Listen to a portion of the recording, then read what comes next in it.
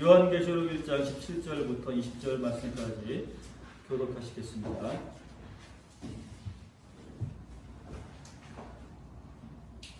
내가 볼 때에 그의 발 앞에 엎드러져 죽은 자같이 되매 그가 오른손을 내게 얹고 이르시되 두려워하지 말라. 나는 처음이요 마지막이니 곧 살아있는 자라. 내가 전에 죽었노라.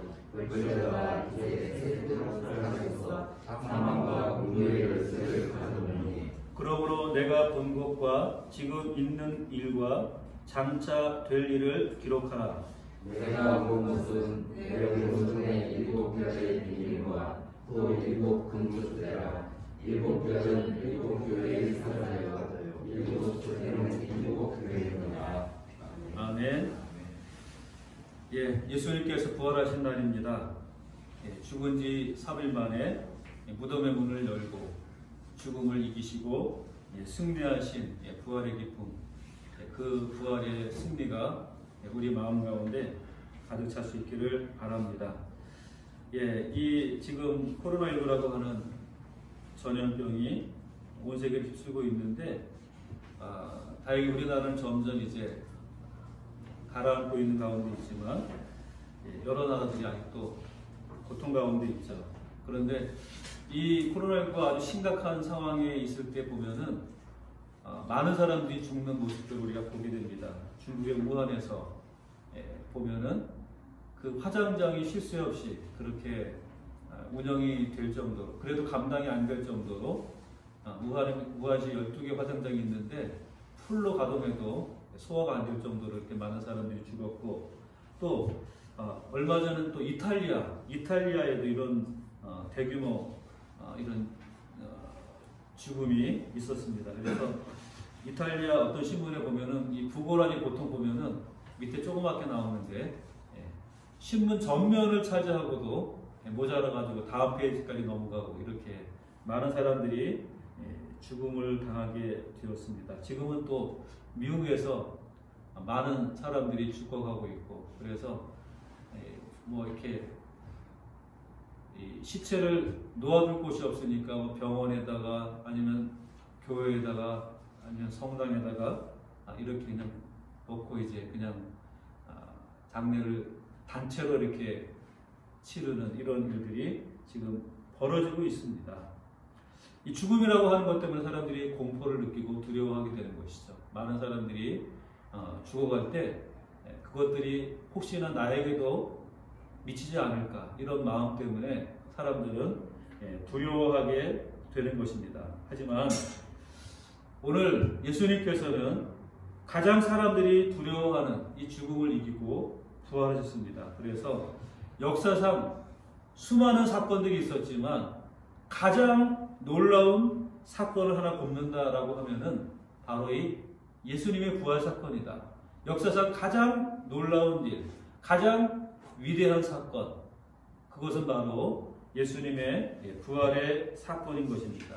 예수님이 부활하셨다는 이 사실보다도 더 놀라운 일은 없습니다. 더 위대한 일은 없고 인간에게 더 영향을 미칠 만한 그런 사건은 없다라는 것을 우리는 분명히 믿습니다. 그런데 이 예수님의 부활을 믿는 사람도 있지만 믿지 못하는 사람들도 여전히 있는 것을 우리가 보게 됩니다. 예수님의 부활을 믿지 않겠다고 작정을 하고 우리가 성경을 보는 사람에게는 안 믿을 수 있는 이유와 근거가 얼마든지 있습니다. 그러나 예수를 믿겠다라고 결심한 사람이 보면은 또 믿을 수 있는 이유와 근거가 성경에는 충분히 있는 것 우리가 보게 됩니다. 그래서 성경은 항상 양극을 달린다 이렇게 말할 수 있습니다. 믿지 못하는 사람들에게는 믿을 수 없는 이유가 더 많이 생기고, 믿는 사람들에게는 믿을 수밖에 없는 그런 이유들이 더 많은 것이 바로 성경의 신비함입니다. 믿을 수 있는 사람은 언제든지 믿을 수 있도록 성경은 우리에게 우리의 눈을 열어줍니다. 마치 예수님이 자기가 사랑하는 사람들에게는 자신이 부활한 몸을 보여주셨지만 예수님이 구원하시기로 작정하지 않은 사람들에게는 그 어느 누구에게도 자기의 몸을 보여주시지 않은 것처럼 믿지 않으려고 하는 마음을 가진 사람들에게는 끝까지 믿지 않을 수 있는 많은 근거를 성경에서 찾아내도록 성경은 기록을 하고 있습니다. 그러므로 우리가 믿는다고 하는 이것은 기적이라고밖에 말할 수 없습니다. 우리가 예수님의 부활을 믿는 것은 기적입니다. 믿지 못하는 수많은 사람들이 오늘날 있고 지금도 예수님의 부활을 말도 안 되는 소리라고 생각하는 사람들이 여전히 많이 있는데 그 가운데서 우리가 예수님의 부활을 믿는다라고 하는 것은 어떤 기적보다 놀라운 기적인 것입니다. 믿는 사람들이 보기에는 믿을 수밖에 없는 수많은 증거들이 있지만 믿지 못하는 사람들이 보기에는 믿을 수 없는 이유들이 너무나 많은 것이죠. 과학이라는 이름으로, 상식이라는 이름으로 그들은 예수님의 부활을 여전히 믿지 못하고 있고 성경을 통해서도 예수님의 부활을 믿지 못하는 사람들은 여전히 믿지 못하는 증거들을 많이 찾아낼 수 있는 겁니다. 우리가 믿고 안 믿는 것이 예수님의 부활이 사실인지 아닌지를 결정하는 것은 아닙니다. 믿든지 안 믿든지 예수님은 부활하셨습니다. 그러나 이 예수님의 부활이 나와 직접적인 관계를 갖기 위해서는 반드시 믿음이 필요하다는 것입니다. 예수님의 부활, 그것은 우리가 믿고 안 믿고 사람들이 믿고 안 믿고 그것과는 상관없습니다. 예수님이 부활하셨다는 이 사실은 사람들이 믿고 안 믿고와는 아무런 관계가 없죠. 하지만 그 예수님의 부활이 나와 관계를 맺기 위해서는 무엇이 필요합니까? 믿음이라는 것이 필요하다는 겁니다. 예수님의 부활이 진짜 의미 있는 사건이 되기 위해서는 무엇이 필요하다고요? 믿음이 필요하다. 나에게 믿음이 있어야지만 예수님의 부활이 나에게 의미가 되고 또 예수님의 부활이 나의 가장 중요한 계기를 만드는 사건이 될 수 있다는 겁니다. 그래서 예수님께서는 오빠가 죽어서 울고 있는 마르다에게 이렇게 말씀하고 있습니다. 마르다야, 내가 곧 부활이요 생명이니 나를 믿는 자는 죽어도 살겠고 무릇 살아서 나를 믿는 자는 영원히 죽지 아니하느니라. 그 다음에 예수님이 무엇을 말합니까? 이것을 네가 믿느냐? 이렇게 질문을 합니다. 믿음을 요구하시죠. 나는 부활이요 생명이니 살아서 나를 믿는 자는 죽어도 살겠고 죽은 자는 영원히 죽은 자는 죽어도 살고 살아서 나를 믿는 자는 영원히 죽지 않는다. 이렇게 말씀하고 나서 이것을 네가 믿느냐라고 믿음을 요구하고 있는 것입니다. 예수님의 부활이 나에게 직접적인 관계가 있기 위해서는 믿어야 한다는 것입니다. 믿지 않으면 예수님이 부활했다는 이 사실도 아무런 소용이 없는 것입니다. 놀랍게도 오늘 우리 모두는 예수님의 부활을 믿는 하나님의 거룩한 백성으로서 이 자리에 함께 모였습니다. 얼마나 감사하고 또 얼마나 놀라운 일인지 모릅니다. 그리고 부활하신 주님을 찬양하는 영광스러운 그런 하나님의 백성들이 되었습니다. 부활하신 주님께서 이 자리에 오셔서 우리의 찬양을 받으시면서 얼마나 그 마음이 기뻐하시겠습니까? 이렇게 우리가 예수를 믿으려는 마음을 가지고 보니까 성경을 읽을 때마다 예수님의 부활을 부인할 수가 없다는 것을 알게 되는 것입니다. 아무것도 없는 가운데에서도 있는 것처럼 부르시는 하나님의 전능하심 우리가 생각해 볼 때 예수님의 부활을 우리가 의심할 수가 없는 것이죠. 또 무에서 유를 창조하신 하나님의 능력은 죽은 자를 살리는 것이 결코 어렵지 않다라고 하는 것, 그것을 우리는 확실하게 아는 것입니다. 성경에 보면은 예수님께서 묻혔던 무덤이 비어있는 것을 확인한 사람들이 얼마나 많습니까? 로마 군인들로부터 해서 살아나신 예수님을 직접 목격한 사람들이 거의 수백 명에 이를 정도로 많습니다. 우리가 한두 명이 보았다 할지라도 믿어야 할 일이지만 지금 예수님의 부활의 모습은 수백 명이라고 하는 많은 사람들이 직접 눈으로 목격을 한 것이죠. 그 예수님이 부활했다는 것을 목격했다는 것을 우리가 어떻게 알면서도 안 믿을 수가 있겠습니까? 더 놀라운 것은 이 제자들의 달라진 모습입니다. 예수님이 골고다에 올라가서 십자가에 달릴 때 제자들은 어떻게 했습니까? 다 도망쳤습니다. 숨었습니다.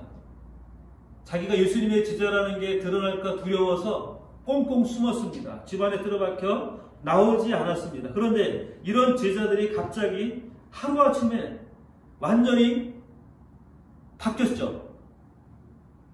집을 뛰쳐나오고 방을 뛰쳐나와서 예수님이 부활했다는 사실을 사람들 앞에 말하기 시작을 한 것입니다. 자, 이렇게 그들이 바뀐 이유가 어디에 있겠습니까? 예수님이 정말 부활하셨다는 사실을 그들이 보았기 때문에 제자들의 모습, 태도가 변한 것이 아니겠습니까? 예수님이 십자가에 죽을 때에는 다 도망하고 두려워서 자기가 예수님의 제자라는 것조차도 밝히기를 무서워했던 이들이 예수님이 부활한 다음에는 거리낌 없이 길가에 나와서 대로에서 사람들 앞에서 예수님의 부활을 증거하는 설교를 하고 전도를 하고 말씀을 전하는 이러한 제자들의 모습, 바로 그것은 예수님의 부활이 그들을 변하게 했다는 것을 우리는 알 수가 있는 것입니다. 더 놀라운 것은 증거가 있는데 예수님을 십자가에 못 박았던 사람들이 누굽니까? 당시 종교 지도자들이죠. 제사장들, 서기관들, 바리새인들, 그들입니다. 그리고 그들이 보낸 군사들이 그 문을 지키고 있었습니다. 그들은 십자가에 못 박아 죽어라고 외쳤던 수많은 사람들이 있었습니다. 그런데 예수님의 부활이 만약에 거짓이라고 한다면 이 사람들이 가만히 있겠습니까? 말도 안 되는 거짓이라고 사람들 앞에 나서서 외쳤을 것입니다. 예수님의 부활은 완전히 거짓이다. 이렇게 그들은 부르짖었을 것입니다. 그 사실을 입증하기 위해서 자신들이 가진 모든 노력을 다 기울였을 것입니다. 하지만 그들은 침묵할 수밖에 없었습니다. 예수님의 부활의 사건을 접하고 나서 그들이 반응을 보일 수밖에 없는 것은 그냥 가만히 있는 것밖에는 다른 방법이 없는 것이죠. 왜냐하면 예수님의 부활을 부인할 수 없기 때문에, 그들이 예수님이 부활했다는 사실을 부인할 수 없기 때문에 그런 것입니다. 동시에 우리에게는 더 큰 증거가 있습니다. 그것은 바로 우리의 내적인 증거죠. 우리 마음 가운데 계시는 성령께서 성령을 볼 때마다 예수님이 부활하셨다는 사실을 우리에게 확신하게 하시고 믿게 하시고 깨닫게 하시는 것입니다. 성령이 믿게 하시는데 내가 어떻게 그것을 부인할 수가 있겠습니까? 이처럼 성령의 내적인 증거가 우리 가운데 확실히 있기 때문에 예수님의 부활을 우리는 믿는 것이고 부정할 수가 없는 것입니다. 그 누구가 그 사실을 부정한다 할지라도, 믿지 않는다 할지라도 마음 가운데 성령님께서 예수님의 부활을 믿게 하실 사람들은 그 믿음은 결코 빼앗아 갈 수가 없는 것입니다. 우리 모두에게 이 놀라운 믿음이 있음을 하나님 앞에 정말 감사를 드립니다. 정말 우리가 예수님의 부활 그 사실을 듣고 믿을 수 있다는 것이 얼마나 놀라운 일입니까? 세상에서 가장 믿을 수 없는 것을 믿을 수 있도록 해주신 우리 주님을 우리는 찬양할 수밖에 없는 것입니다. 여러분, 주님은 살아나셨습니다. 그는 살아나셔서 생명의 주가 되셨습니다. 만물의 왕, 만유의 왕이 되셨고 하늘과 땅의 모든 권세를 가지신 가장 존귀하신 분이 되셨던 것을 믿으시고, 그분의 부활은 과거에 있었던 어떤 하나의 사건이 아니라 지금도 우리에게는 영원한 진리이고 또 우리에게는 영원한 생명을 주시는 부활의 주님이 우리에게 있음을 믿고 하나님 앞에 감사하시는 여러분들이 다 되시기를 주님의 이름으로 축원합니다. 우리 요한계시록 1장에 보면 예수님의 제자 요한이 예수님을 만나는 장면이 나오고 있습니다. 요한은 이미 나이가 90이 넘은 그런 고령입니다. 그러므로 예수님이 십자가에 못 박히시던 그 장면, 그때를 본 지가 이미 60여 년이 넘었죠. 또 부활하신 모습을 본 것도 60여 년이 지났습니다. 또 예수님께서 하늘로 승천하셨던 그 모습을 바라보았던 그때도 이미 60여 년이 지난 세월입니다. 그 긴 세월이 지나고 나서 그가 지금 반모섬이라고 하는 곳에 귀향을 갔습니다. 예수를 증거하다가 사람들에게 붙잡혀서 반모섬이라는 곳에 이제 쫓겨난 상태인 것이죠.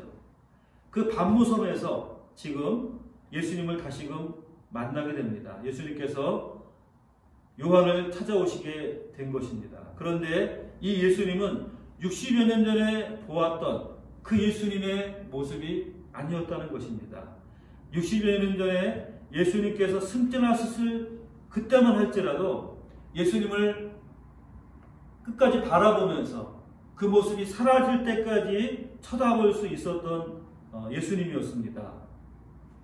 그런데 지금 이 반모섬에서 요한을 찾아오신 예수님의 모습은 감히 쳐다볼 수 없을 만큼 거룩하고 또 영광의 모습으로서 그렇게 이 요한을 찾아오셨다는 것이죠. 그래서 정신을 잃고 쓰러질 정도가 되었다.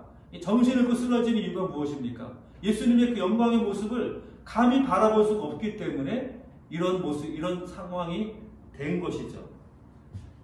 60여 년 전에 예수님의 승천의 모습과는 비교할 수 없을 만큼 거룩하고 영광스러운 그 모습을 바라볼 때 요한은 정신을 잃고 쓰러질 수밖에 없었던 것입니다. 그러자 예수님께서 가까이 오셔서 그의 몸에 손을 얹으시고 어루만지시면서 지금 무엇이라고 말씀을 하십니까? 두려워하지 말라 요한아, 나는 처음이요 마지막이니 곧 살아있는 자라, 이렇게 말씀을 하십니다.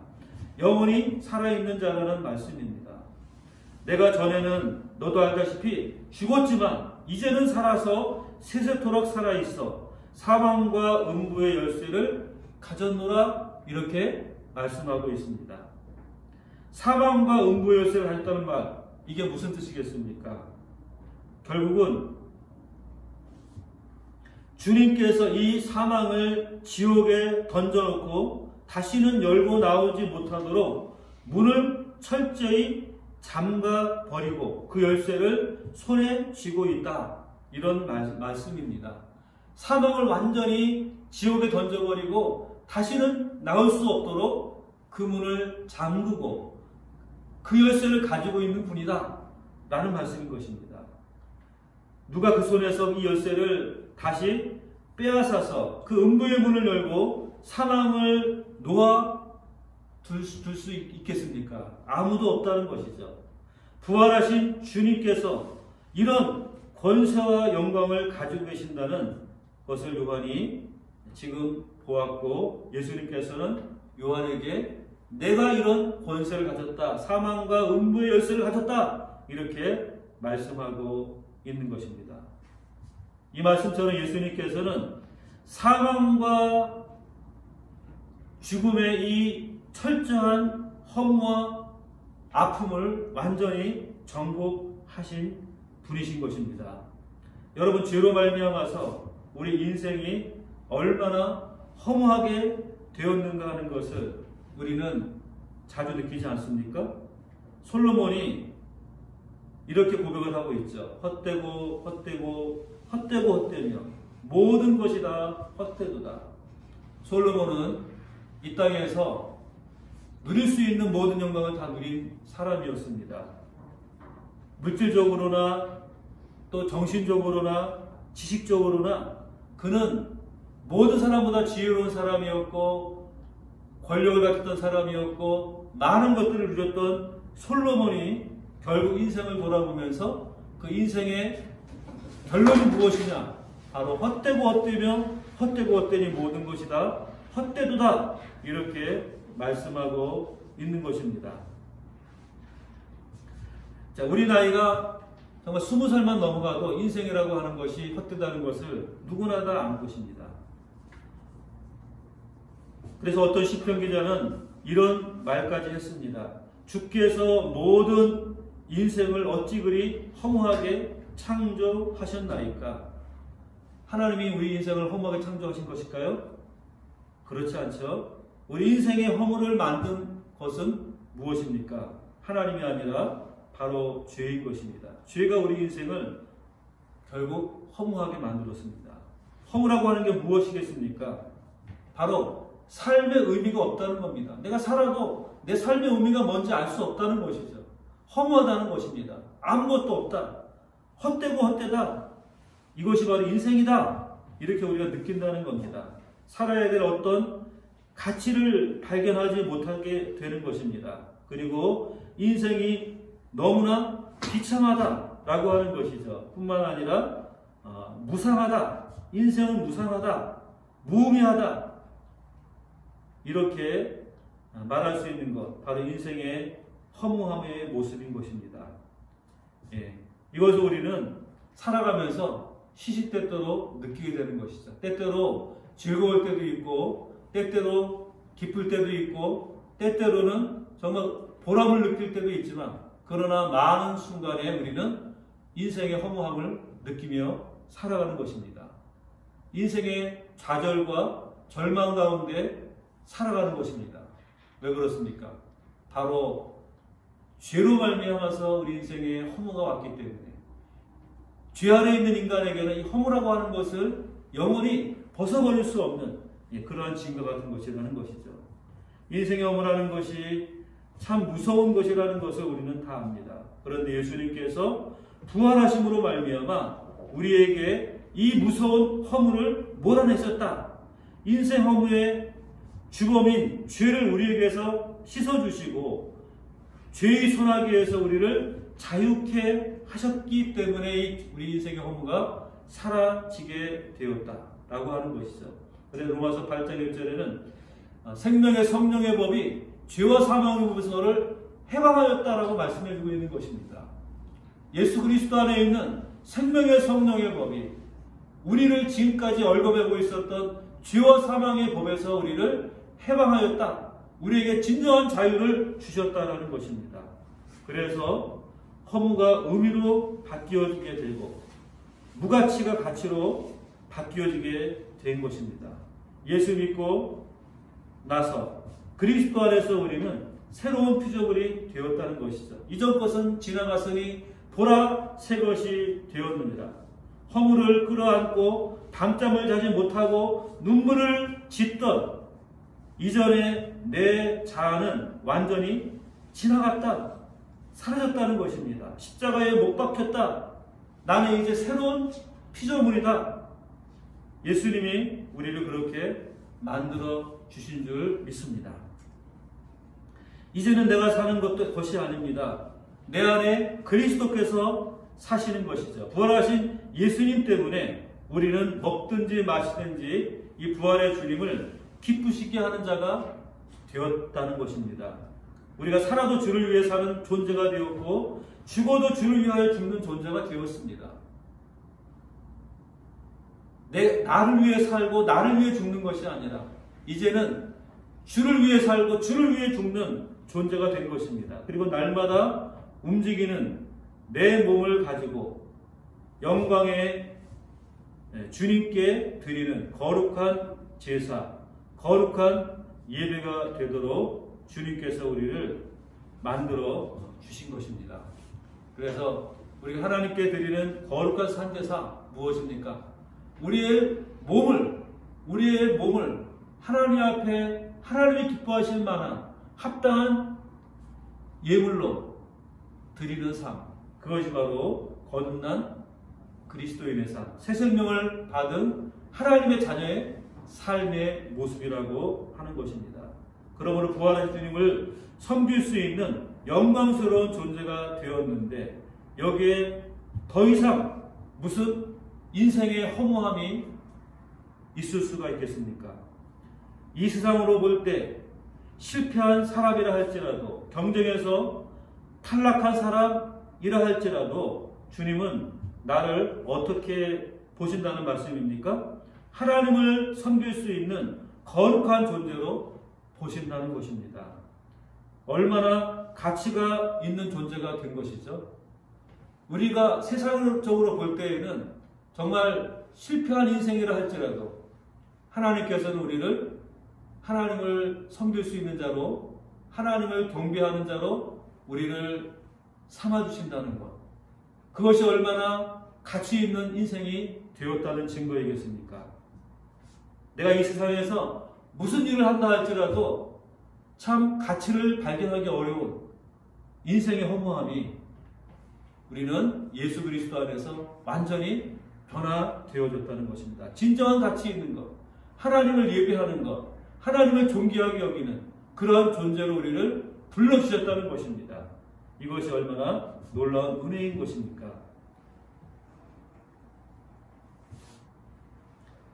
파스칼이 말한 것처럼 피조물이 모든 피조물을 다 가져도 메울 수 없는 우리 마음 가운데 있는 이 공허를 부활하신 주님께서 채워주셨다, 만족하게 해주셨다라는 것입니다. 우리 인생에는 이 세상에 어떠한 것을 가진다 할지라도 채울 수 없는 공허함이 있습니다. 그렇기 때문에 사람들은 더 많이 가지려고 하고, 더 큰 것을 가지려고 하고, 더 새로운 것을 가지려고 그렇게 애쓰죠. 그런데 그것을 가져도 그 공허함이 채워지겠습니까? 그렇지 않습니다. 채워지지 않습니다. 이 세상의 그 어떠한 것도 우리 마음의 공허함을 채울 수 있는 것이 없는데, 우리의 마음의 공허함을 채울 수 있는 것은 바로 예수 그리스도밖에 없다는 것입니다. 부활하신 주님만이 우리 마음의 공허함을 채워주시는 진정한 만족을 우리에게 주시는 것입니다. 그러므로 허무가 우리를 더 이상 괴롭힐 수 없게 만드는 것입니다. 우리는 너무나 존귀한 존재가 되었다는 것이죠. 이제는 세상의 것을 쫓아다니는 삶이 아니라 하나님을 바라보고 하나님을 경배하며 하나님의 뜻을 따라 살아가는 가장 존귀한 존재, 가장 아름다운 존재로 변화되어졌다. 이것이 바로 우리가 되어진 새로운 피조물이라고 하는 것입니다. 또한 죄는 이 세상에 죽음을 가져왔습니다. 죽음보다 이 세상에 강한 것이 없죠. 이 세상에 그 어떠한 것이라고 해도 이길 수 있는 것, 그것이 바로 죽음입니다. 죽음을 이길 수 있는 것은 아무것도 없죠. 아무리 큰 권력을 가졌다 할지라도 죽음 앞에는 그것은 아무 의미가 없습니다. 아무리 많은 부유함을 가졌다 할지라도 죽음 앞에는 아무런 소용이 없는 것이죠. 그래서 바울은 죽음이 왕노릇한다, 우리에게 죽음이 왕노릇한다, 이렇게 말하고 있습니다. 죄가 죽음을 통해서 우리에게 왕노릇하고 있다라는 말이죠. 이 왕노릇한다는 말은 폭군이라는 말입니다. 죽음이 우리를 폭군처럼 군림한다, 지배하고 있다, 다스리고 있다라는 말입니다. 죽음 앞에서는 내가 무슨 차를 타고 다니느냐, 내가 어떤 집에서 살고 있느냐, 그것이 아무런 관심거리가 되지 않습니다. 내가 어떤 회사에서 일을 하고 있느냐, 내가 어떤 많은 부유함을 누리고 있느냐, 사회적인 지위를 가지고 있느냐, 그것도 의미가 없습니다. 인생의 성공과 실패, 또 인생의 부유함과 모든 것들을 소유했다고 하는 이런 것들조차도 아무런 의미를 갖지 못하는 것이죠. 그만큼 죽음은 강한 힘을 가지고 있는 것입니다. 우리 모두를 완전히 짓누르게 할 만큼 강한 것, 그것이 바로 죽음인 것입니다. 그러므로 사랑하는 여러분, 그러나 부활의 주님은 사흘 만에 부활하셔서 이 강력한 죽음을 정복하신 것입니다. 사망과 음부의 열쇠를 가졌다. 예수님의 부활의 주님은 사망을 이기고 승리하시고 정복하신 정복자라는 말씀을 하고 있는 것입니다. 죽음이 예수님을 무덤에 집어넣었죠. 그리고 그 무덤에 큰 돌을 굴려서 막았습니다. 그리고 빌라도가 그 무덤을 임봉하는 그러한 것을 만들어서 붙였습니다. 그리고 그 앞에 로마의 군사들이 지켰습니다. 그런데 이 모든 것들이 아무런 소용이 없었던 것을 우리는 보게 되죠. 죽은 지 사흘 만에 무덤에 갇혀있던 예수 그리스도께서 살아나셨고, 배에 감싸고 있던 배를 풀으셨고, 닫혀있던 그 무덤의 돌을 완전히 던져버렸고, 그리고 무덤을 짓고 있던 군병들이 도망갔고, 그리고 예수님께서는 그 죽음의 장소로부터 유유히 걸어 나올 수 있었던 것입니다. 그 무덤을 짓고 있던 그 어떠한 것도 아무런 소용이 없었던 것을 우리는 보게 되는 것입니다. 이것이 바로 예수님의 부활의 능력인 것입니다. 그 어떠한 것도 이길 수 없었던 죽음의 권세를 예수 그리스도께서는 당당히 승리하시고 살아나신 것입니다. 그러므로 이 예수님을 구주로 받아들인 우리들에게도 이 죽음이라고 하는 것은 더 이상 왕노릇하지 못하게 된다는 것입니다.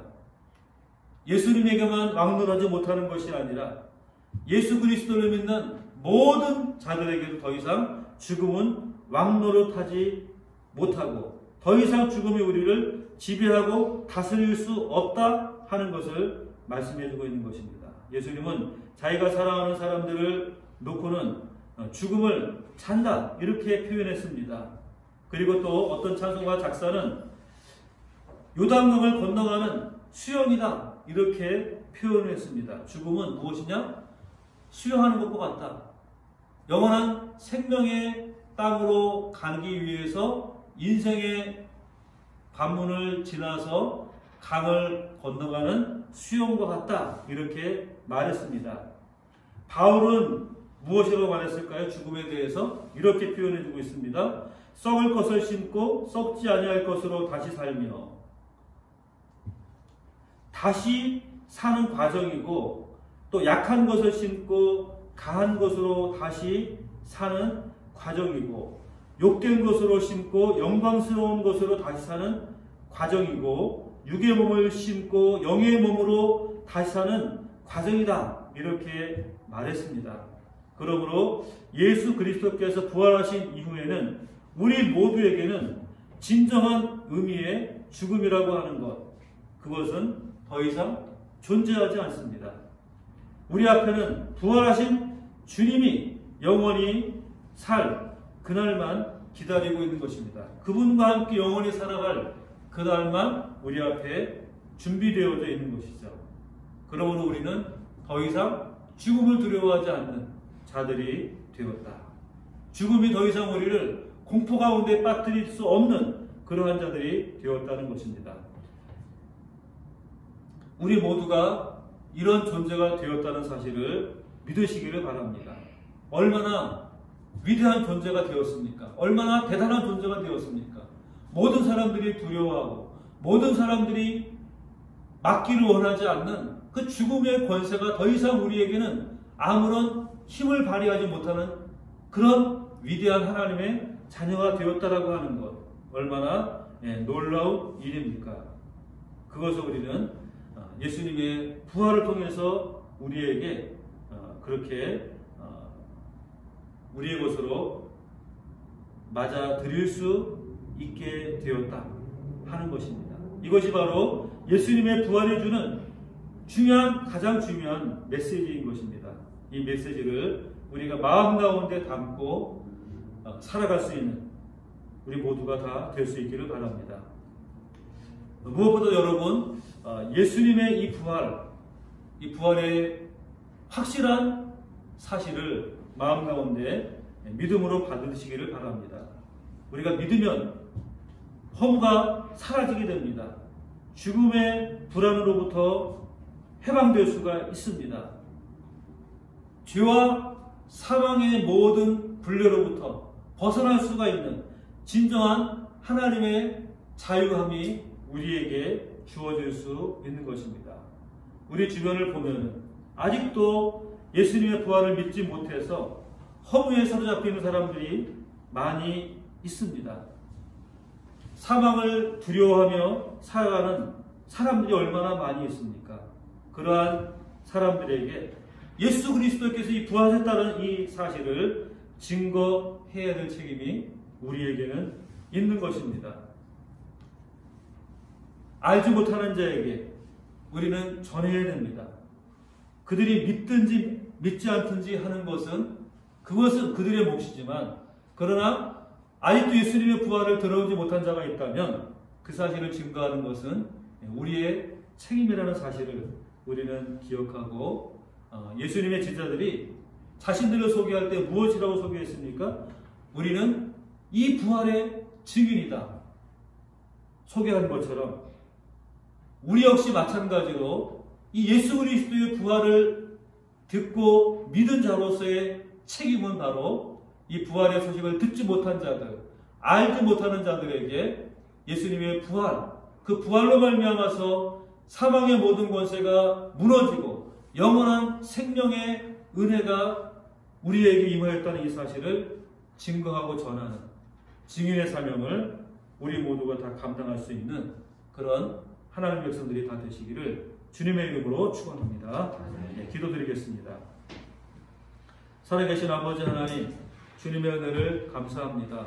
오늘도 우리를 사랑하셔서 우리와 함께 하시고 또 우리에게 이 죽음의 모든 권세들을 물리치고 승리하신 예수 그리스도, 그분을 믿는 이 놀라운 믿음을 주심을 감사합니다.